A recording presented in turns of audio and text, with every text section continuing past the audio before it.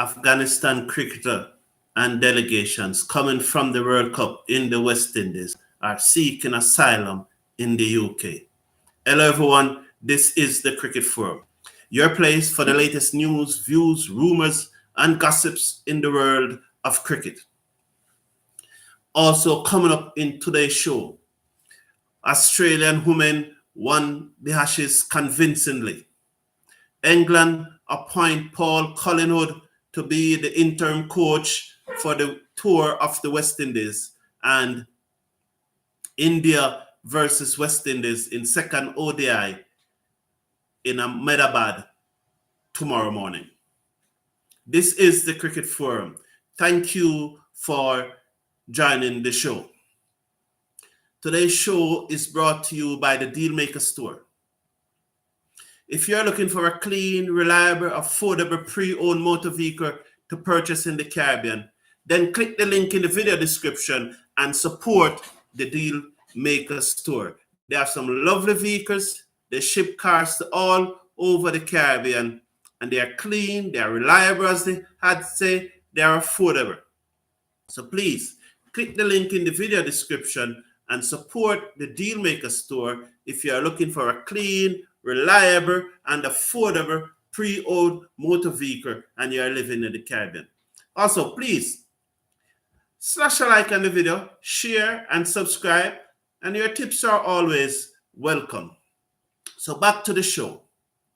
Now, Afghanistan, who had a problem coming to the West Indies because there was some visa issue in the United States, and because of their late arrival, the matches in Trinidad and Tobago had to push back because there was a challenge with the visa, so they reached the Caribbean late. So the schedule for Trinidad and Tobago were pushed back, but congested, so the tournament still ends on time. As Afghanistan finished fourth in the tournament, they lost the semifinals to England and were beaten by Australia in the third-fourth playoff. They came fourth. So on their way back to Afghanistan, they were traveling through Heathrow. It is said that one player and 3 members of the backroom staff did not make the connecting flight. That means they refused to go on the connecting flight to Kabul. They are staying in the US. Their transit visa expired today, and the reports are that they are seeking asylum in the United Kingdom. Although they have been told by many ex-cricketers and Afghanistan officials they are asked to return home, they are steadfast that they're going to stay in the United Kingdom and seek asylum. So one Afghanistani cricketer and 3 members of the backroom staff who were at the Under-19 World Cup in the West Indies remained in England and did not catch their connecting flight home and are seeking asylum in the UK.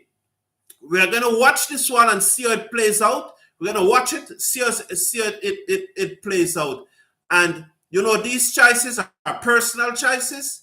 And despite the pressure coming from Afghanistan Cricket Association and the Afghanistani government, we are aware of the situation in Afghanistan. And there are people who might not want to live in Afghanistan, just like how there are people who don't want to live in Jamaica, or people who don't want to live in the West Indies, or people who don't want to live in the US.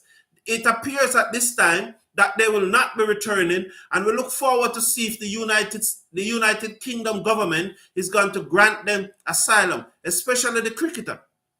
It's a very good one. His name has not been released. It only says 3 teams official and 1 cricketer refused to go on the plane that were taking them to Kabul, to Afghanistan yesterday. Their transit visa expired today, UK time, and they're seeking asylum. And we're going to watch this story very, very closely.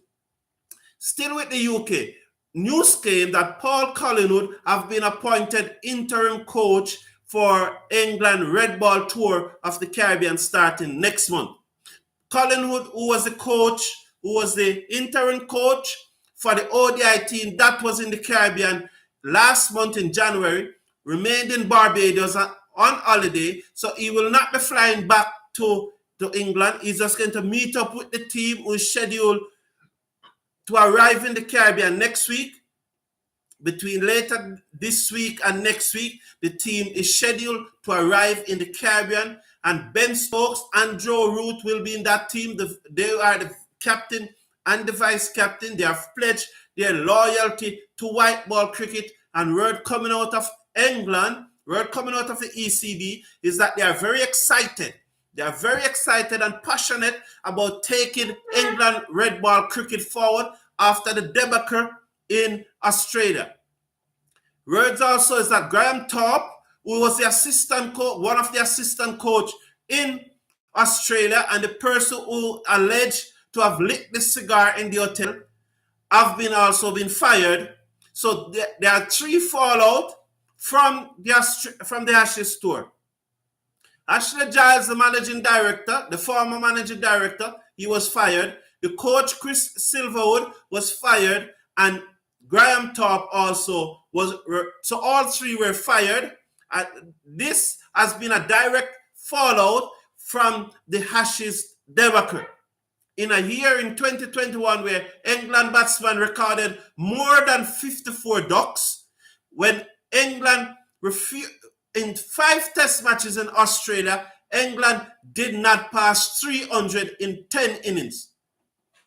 It was a year in which New Zealand beat England in England, India beat England in England, when extras was the 3rd highest score, were the 3rd highest contributor to England test total in 2021. So Silverwood is no longer there. Graham Thorpe is no longer there. Ashley Giles has been removed as managing director. Andrew Strauss has been appointed interim managing director. So there's a lot of interim managing director. And remember that Ian Watmore, yes, Ian Watmore is the name, the former chairman of the ECB. He resigned last year, and they have not been a replacement yet for Ian Watmore. And Tom Harrison, the CEO, is under a lot of pressure. He's under a lot of pressure also to step down. So England Cricket ECB is really at a chaotic point. And remember the racist allegation made against, was it Yorkshire? Or sorry, last year by this guy, Rafiq, who came up with all of those racist allegations against Yorkshire last year. So England cricket is really in a poor state at this time. They're losing match left, right, and center. And to know that they are coming to the West Indies where they have only won once in 54 years, won a series once in 54 years. So although the West Indies team is so poor, it's going to be very interesting to see the team that is selected. And speaking about selection, the policy of Chris Silverwood, the former coach, having the authority to pick the team, that has been removed. Andrew Strauss will be sitting in with Collingwood, and I don't remember the 3rd person, but there will be 3 persons selecting the team this time. Not like previously when Silverwood were the person who selected the team. He was the coach and the selector. And this occasion, Strauss, Collingwood, and another person who the name is not coming to me now. I think he is the operation officer for cricket. His name is not coming. Boyance? I don't remember the name, and I don't want to call a wrong name. But there will be 3 selectors this time. So Collingwood will not have the authority and the power to choose a team the same way that Silverwood had. Now the Ashes, the women Ashes ended this morning, local Caribbean time, with Australia winning 12-4. They beat England in the final ODI. The final ODI, comfortable. England never stand a chance. They made 160 and they knocked it off. I don't remember when, because I fell asleep because it was almost boring. It appears that England gave up after losing the first ODI. It seems like they were mental fatigue. They were just not ready. But it just goes to show the state of England cricket, both male and female. I think Heather Knight is probably the best woman batter out there. And in Cypher, they have another very brilliant batsman. It's a good English team. But Australia completely demolished them. England just don't know to beat Australia in Australia. And I think it will be another 10, 50, maybe even 30 years. Maybe not in my lifetime. If I live to be 100, maybe England will still not be able to beat Australia in Australia, because England cricket is just in a pathetic state, a very pathetic state. It seems like they don't know what they're doing. So maybe Tom Harrison need to go. Maybe there's a complete overall need to be done in England cricket. They blame county cricket, they blame scheduling, they blame the 100, they blame everything. The good thing about it, one good thing is that Ben Stokes and Joe Root have decided that they are going to push red ball cricket. They are passionate and excited about red ball cricket. It is left to be seen how many top English players will be drafted in the IPL. It is left to be seen whether these players will be allowed to play in the IPL. Because as I have said on many occasions, England retainer players, the top players, they earn 7-figure salary for the year to be on centrally retained contract. And so even if they were earning £1,000, because it's a contract, the ECB could still force them to stay home. But now past players, there are a number of past players are saying to the ECB, these centrally contracted players must remain home and develop the red ball game, and the county game should no longer be scheduled on the edges of summer, but should schedule during the summer. So it's left to see what will happen in England cricket. But the facts are, the word is that Paul Collingwood have been appointed interim coach, and he will be joined by 2 others to select the team, and that team should be released later today. So tomorrow morning, I will be able to tell you what that team is, if you don't already hear it in the slow sport media. But as of now, Collingwood will not have the same power and authority to select the England team as Chris Silverwood did. Also, starting 3 o'clock Wednesday morning, West Indies will play India in the second ODI. Now, no one is really expecting a West Indies win. I am not expecting a West Indies team. I'm not expecting a West Indies win. But I am looking forward to see that the team that will be put forward. I said yesterday that I don't think any changes will be there, because Roach looked short of work Sunday morning. And in the first place, I don't think Roach should have been there.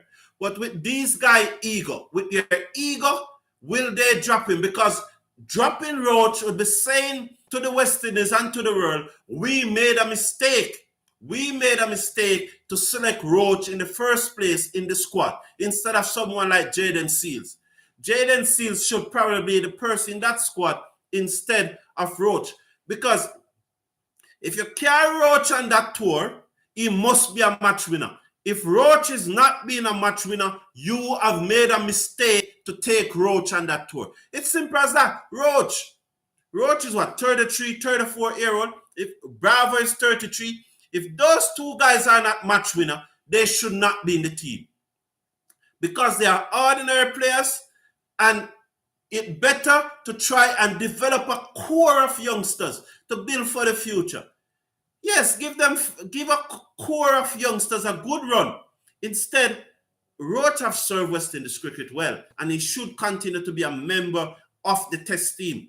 But taking into consideration that Roach have a poor away performance, his performance away from the Caribbean are poor. It was a mistake for Cricket West Indies to select Roach and take him to India for this ODI series. It was a mistake. Now they have played him in the first match, because once you select him, you need to play him in the first match. In the first match, he looked very rusty, and he may come back in the second match and bowl very good. But that's it. If you are playing Roach, he has to be a match winner. Personally, as I said, I would not pick him for the second ODI, but these guys' ego, by not picking Roach for the second ODI, they will be saying, we made a mistake to pick him in the first place. That's what not picking him would say. Will they do it?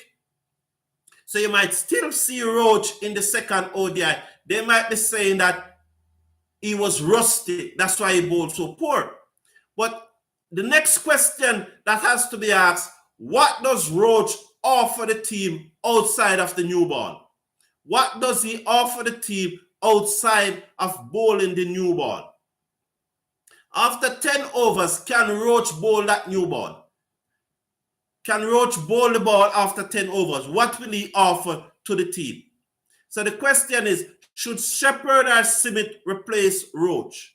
Or should Walsh replace Roach and they play 3 spinner? That's another question. Are you going to play 3 seamers? So will Older Joseph, backed up by 3 spinners, Hallin, Hussein, who has now become a must pick and have now risen to number 18 in the ODI ranking. Is the ODI T20? T20 bowlers ranking. You have now risen to 18. So the team for tomorrow, will you drop Bravo and bring in Bonner?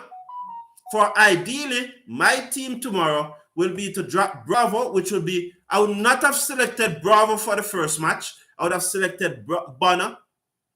But will they drop Bravo? Will they drop Bravo and bring in Bonner?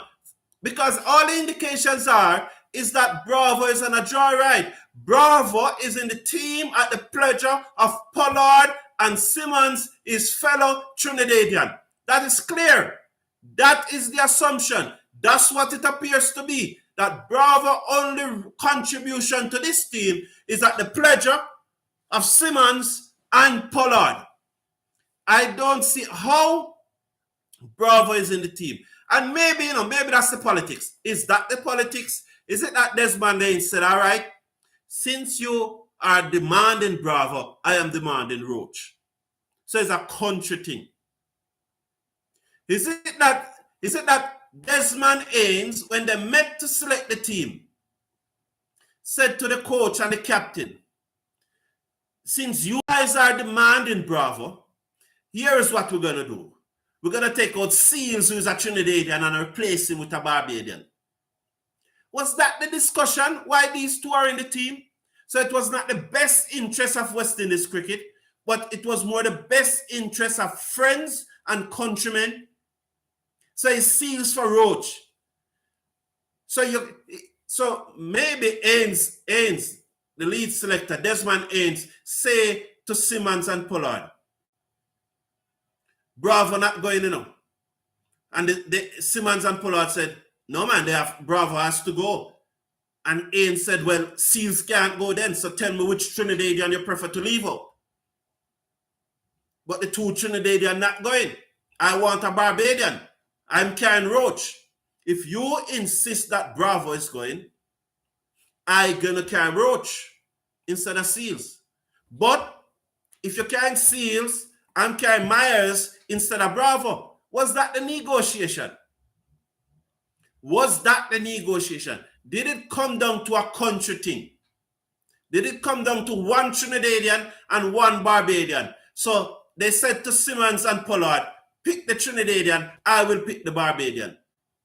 And so they picked Bravo, so he went with Roach. Was that the rationale?